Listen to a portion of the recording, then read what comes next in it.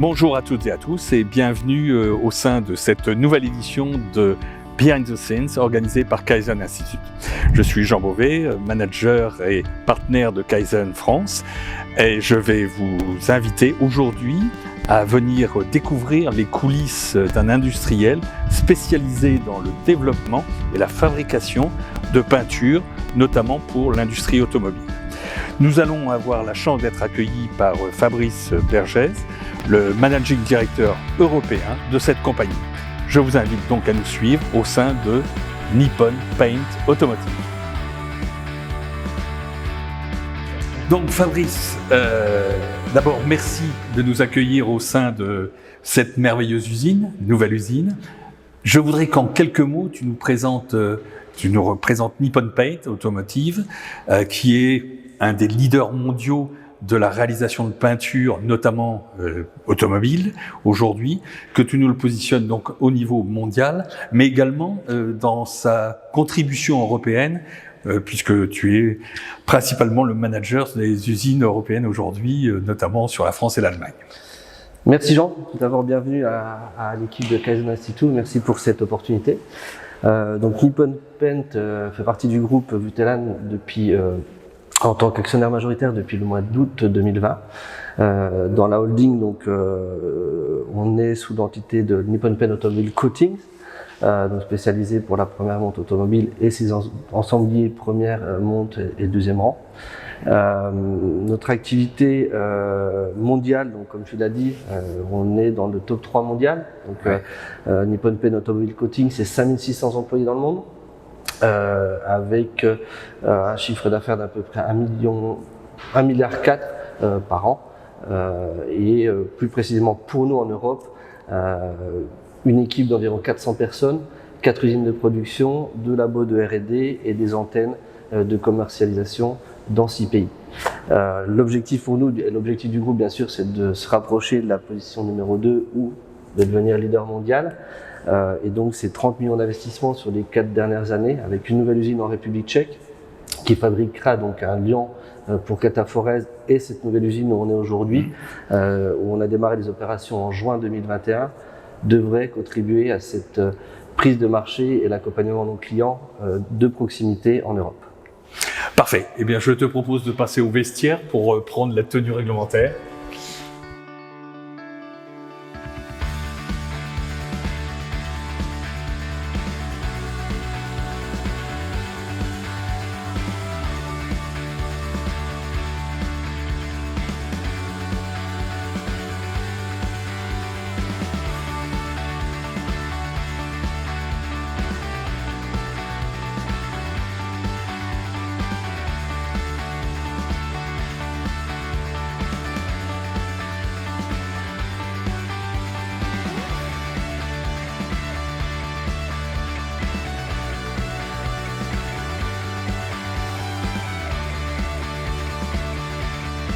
Oui Fabrice, donc en 2018, on a démarré ce partenariat entre, à l'époque, Bolig et Kaizen Institute, et maintenant, c'est toujours Kaizen Institute, mais c'est Nippon. Alors j'aurais 2 questions à te poser. Qu'est-ce qui a motivé en fait ta volonté de démarrer un projet d'amélioration continue à cette époque, donc avec Nippon? Et puis la deuxième question dans la foulée, c'est pourquoi avoir préféré travailler avec Kaizen Institute? Donc effectivement, le choix, les raisons étaient assez simples pour nous d'aller dans cette direction. On avait vraiment besoin d'inculquer à l'ensemble des équipes un management de l'amélioration continue avant de rejoindre cette nouvelle usine. Servir de fleurie, commencer à poser les basiques, qu'est-ce qu'on attend, qu'est-ce qu'on cherche en performance, comment on va l'animer, suivre les équipes au quotidien. Et on trouvait donc cette approche déjà amenée par un groupe japonais, forcément, de cette amélioration continue, et surtout arriver dans une usine en pouvant impliquer standards, process, système, et arriver à une performance la meilleure possible dès le déménagement. Pourquoi Kaizen? Kaizen, on était sous le charme, on va dire, dès la première rencontre sur la partie accompagnement, en tous les cas partenariat. On a vraiment senti cette volonté d'avoir un échange où on va chercher un savoir-faire, une philosophie avec un engagement qui va au-delà effectivement de manière plus basique qu'un contrat. Et aujourd'hui, à nouveau, on tient à remercier les équipes de Kaizen pour ça, puisqu'on a eu effectivement besoin de soutien au démarrage de ces projets. Les premiers pas ont été parfois difficiles, mais en tous les cas, avec ténacité et engagement et communication avec l'ensemble de nos managers, on a réussi à passer cette première étape qui est la plus difficile pour pouvoir après déployer notre Kaizen quotidien. Ok, eh bien je te propose de continuer dans les coulisses de l'entreprise.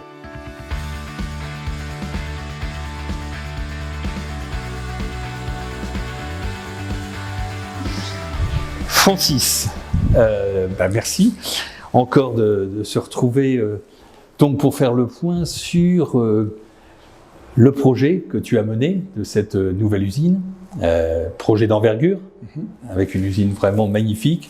Alors ce que je voudrais savoir et que tu nous dises franchement, c'est en quoi l'apport de Kaizen t'a été bénéfique. Quels sont pour toi les points majeurs, les facteurs clés de succès que tu as identifiés en fait à travers non seulement la méthodologie mais la philosophie Kaizen?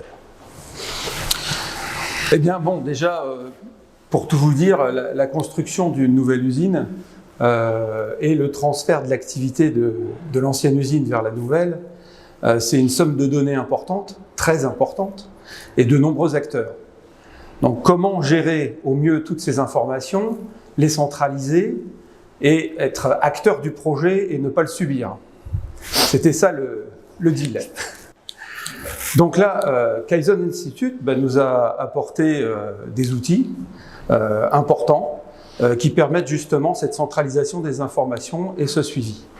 Donc on a dédié une salle, la salle Obeya, dans laquelle on retrouve l'ensemble du projet. Alors ce qui est intéressant, c'est de voir quelqu'un de l'extérieur qui rentrerait dans cette salle verrait immédiatement toutes les étapes importantes de notre projet, du démarrage du projet, par le montage des cuves et l'ensemble des éléments, jusqu'à la fin du transfert, donc à la fin de l'année, semaine 52. Et on voit au premier coup d'œil où on en est par rapport à ce projet. Je le disais tout à l'heure, l'ensemble des services internes est concerné par ce projet. Il a donc fallu centraliser de très nombreuses actions, en passant par le QHSE, les ressources humaines, la technique, etc. Donc, le rythme que l'on a donné, le rythme hebdomadaire des réunions de suivi, a permis ce suivi et ce côté acteur de chacun. Avec un rythme, en fait, très imposé, très rigoureux. Tout à fait. Ouais.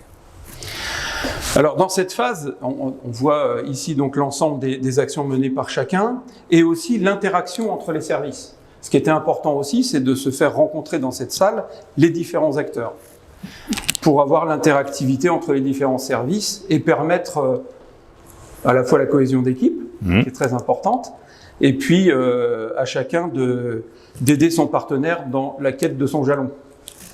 Identifier le problème, trouver des solutions ensemble. C'est ça. D'accord. Donc voilà les différents outils, et puis on va retrouver alors l'ensemble du projet avec toutes les étapes. Ça, c'est extrêmement important. Et on va dire les étapes critiques du projet. Vous le voyez ici matérialisé par la ligne rouge. Donc, dans un projet de cette envergure, le plus important, c'est de respecter les délais du projet, évidemment, parce qu'on se fait vite embarquer sur des durées plus longues. Donc là, on va retrouver dans le premier tableau l'ensemble des jalons de construction, et dans le deuxième tableau, le transfert de l'activité. C'est un projet qui, globalement, t'a pris combien de temps? Si on retire le Covid... Oui, en retirant le Covid, bien sûr. Si on retire le Covid, on va dire entre 18 mois et 2 ans. Et donc une usine qui a démarré? Une usine qui a démarré en mai de 2021. Et avec un début de production en juin. C'est ça. Et avec succès, puisqu'aujourd'hui, donc l'ensemble des produits qui ont été fabriqués dans cette usine sont bons du premier coup.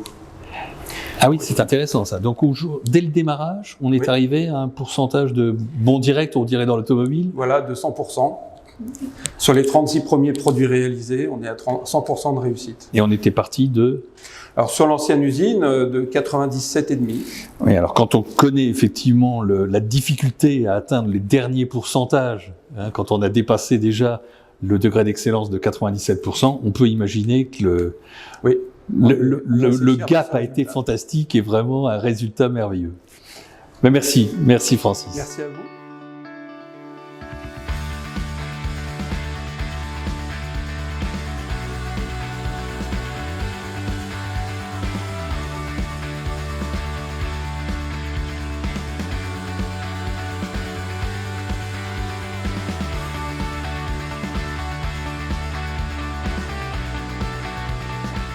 Voilà. Bienvenue dans l'usine de production.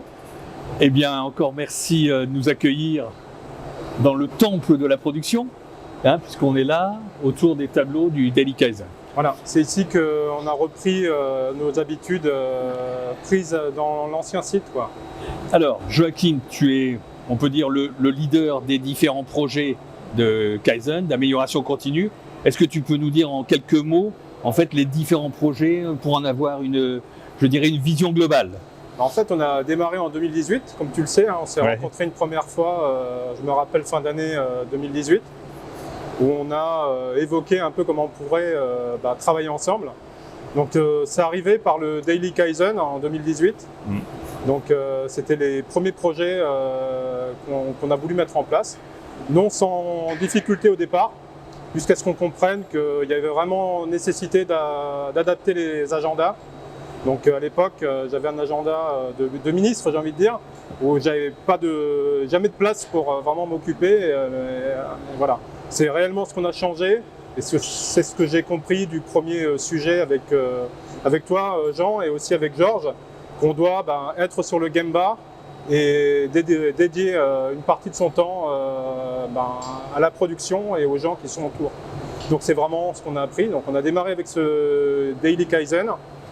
Donc on a mis en place au début en zone de production sur les premiers ateliers. Ensuite on a fait une hiérarchie, plusieurs niveaux.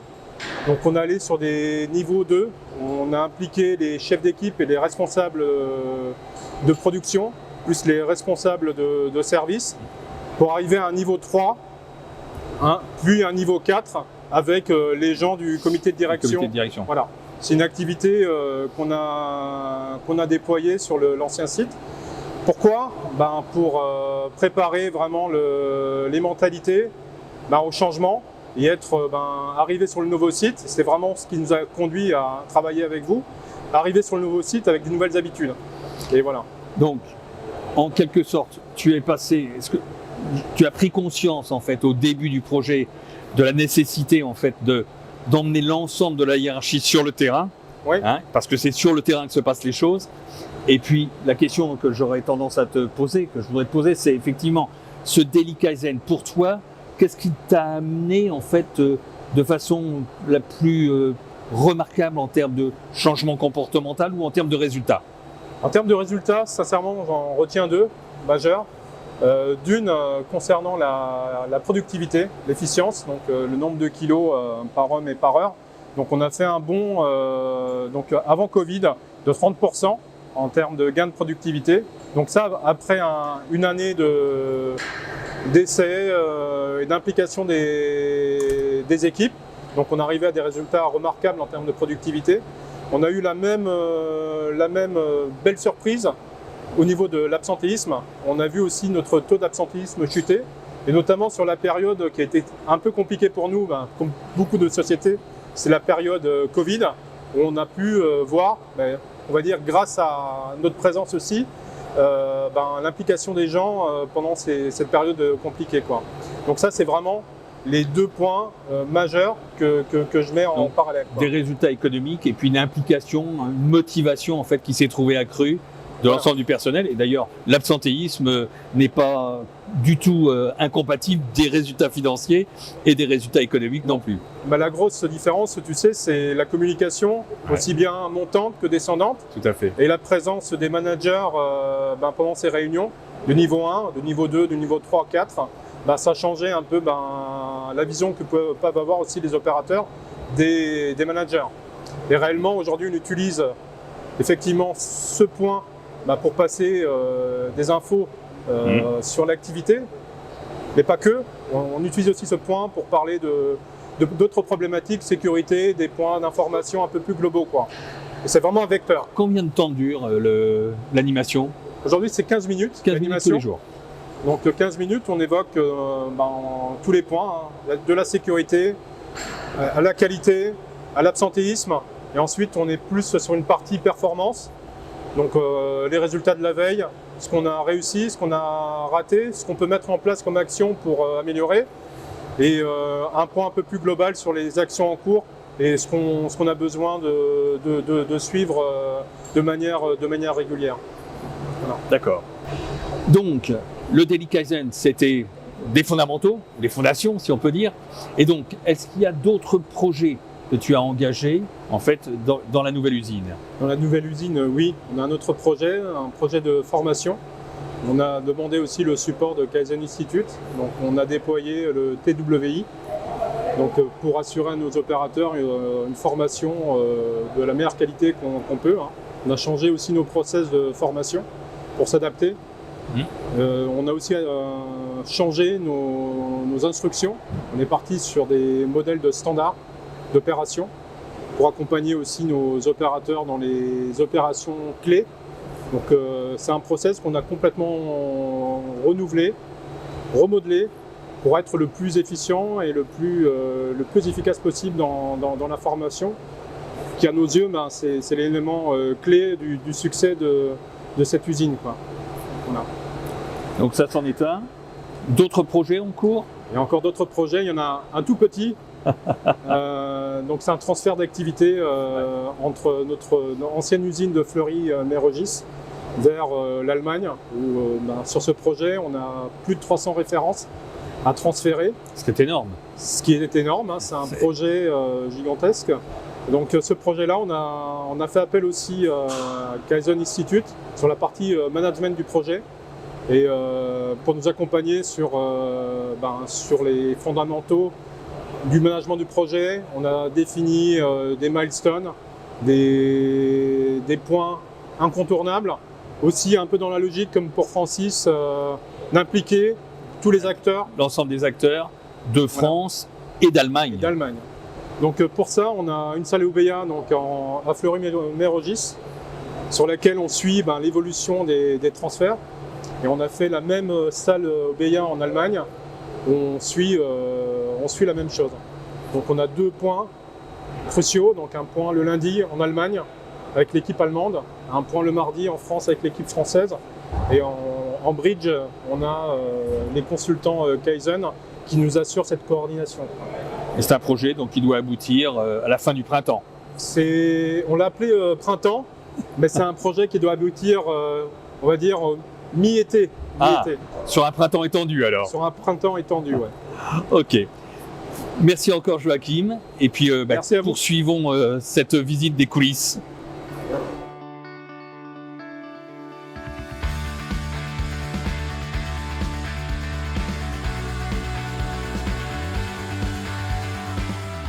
Donc nous voilà, on peut dire, au cœur du système, du processus. J'imagine que le démarrage de cette nouvelle usine a été un enjeu majeur pour Nippon.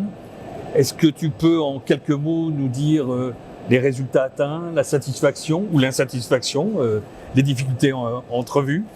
Tout à fait. Bon, déjà, le défi en lui-même, Jean, à nouveau, challenge dans le changement, amener le groupe, l'ensemble de l'équipe à apprivoiser le projet, par beaucoup de communication, de l'approche, de la proximité avec les équipes. Et dans cette proximité, donc effectivement, de faire passer notre message, puisqu'à nouveau, Francis l'a dit, Joachim l'a dit, c'est cette notion d'accompagnement, de formation avec la mise en place de standards qui nous a vraiment fait passer un cap, et un cap sérieux dans ce qui est attendu aussi par le groupe en termes de performance économique, mais aussi en termes de développement de nos collaborateurs. Dans les résultats, clairement, en industriel, 30% de productivité sur du Daily Kaizen sur notre ancienne usine. Également ici, donc notre point fort, en tous les cas, une des fiertés du groupe et de l'ensemble de l'équipe de direction, c'est qu'on a réussi effectivement dans ce processus de changement à amener l'équipe à se sentir bien dès le premier jour avec un accueil dédié, spécifique, aussi bien sur du RH, de la formation, sur la partie sécuritaire, sur le partage de l'investissement. On a montré de manière détaillée à chacun de nos collaborateurs avant qu'il arrive et qu'il commence sa fonction pourquoi on avait investi, comment, dans quel outil, sur la sécurité, sur la réglementation, puisqu'on a un site ICPE. Et derrière, effectivement, grâce à la mise en place de standards pour ces formations, de les inculquer et de les débriefer toutes les semaines pour avoir un retour et qu'on montre qu'à nouveau ça marche dans les deux sens. Communication montante, descendante, et ça a été un vrai succès. Alors je pense qu'effectivement, avec les chiffres que j'ai entendus en termes de motivation en fait, de l'ensemble des collaborateurs, et puis un résultat de qualité fantastique, 100%, c'est vrai. Difficile de faire mieux. Maintenant, on stabilise, on travaille, mais effectivement, qui montre que le cadrage d'un tel projet, avec des outils, des méthodes et une philosophie, on a passé un cap et on a sécurisé, consolidé nos projets. Et effectivement, on va se tourner vers ce type de méthode pour l'avenir et pour les futurs projets transversaux. Nous allons continuer vers le fameux autostocker, une des fiertés. Tout à fait, spécificité du site, en stocker, et une première pour le groupe en Europe. Une première pour le groupe en Europe. Ah ouais. Alors, je te suis.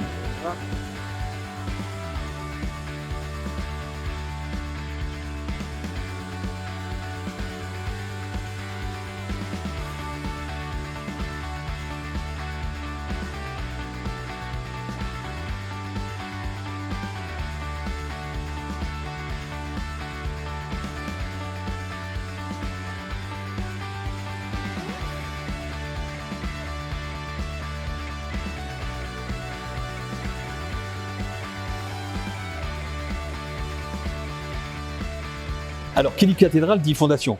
Donc, on a bien compris que les fondations étaient bien mises en place au niveau de l'amélioration continue à travers notamment le Daily Kaizen. Maintenant, la question qui va se poser, c'est comment maintenir en fait cette dynamique d'amélioration continue.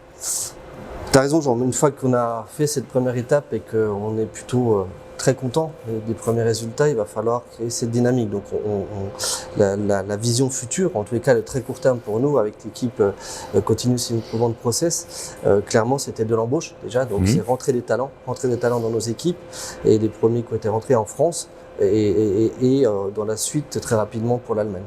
L'objectif dans la foulée de cette dynamique en termes d'embauche, on va dire, c'est de globaliser sur l'Europe. Donc on essaiera de suivre soit par le groupe Process en transverse, soit par des embauches en Europe, pour que les mêmes étapes fondamentales du Daily Kaizen soient démarrées dans les autres pays.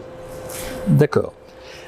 Et alors, l'étape suivante, est-ce que tu as déjà aujourd'hui identifié des opportunités de progrès sur de futurs projets dans d'autres domaines que, je dirais, la production basée sur la France, centrée sur la France et l'Allemagne?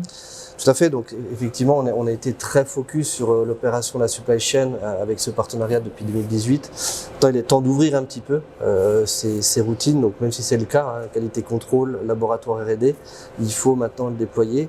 Et il faut le déployer aussi en termes de projet. Ça, c'est vraiment quelque chose qui nous tient à cœur.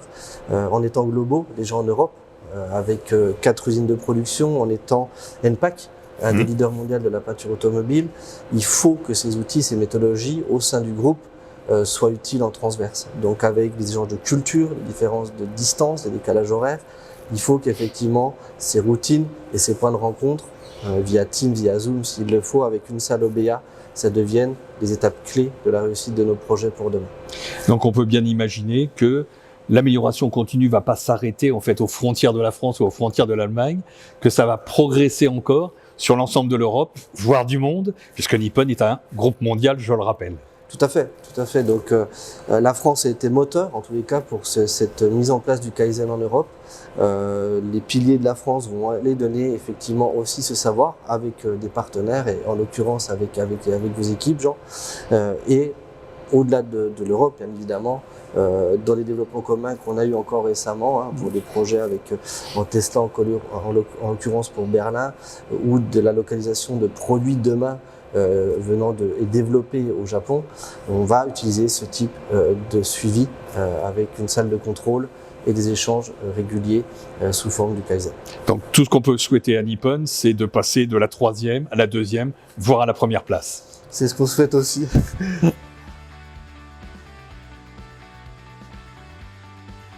Eh bien, je tenais à finir cette session donc, de Behind the Scenes en vous remerciant chaleureusement. Merci Francis, merci Joachim, merci Fabrice de nous avoir reçus au sein de ce merveilleux site.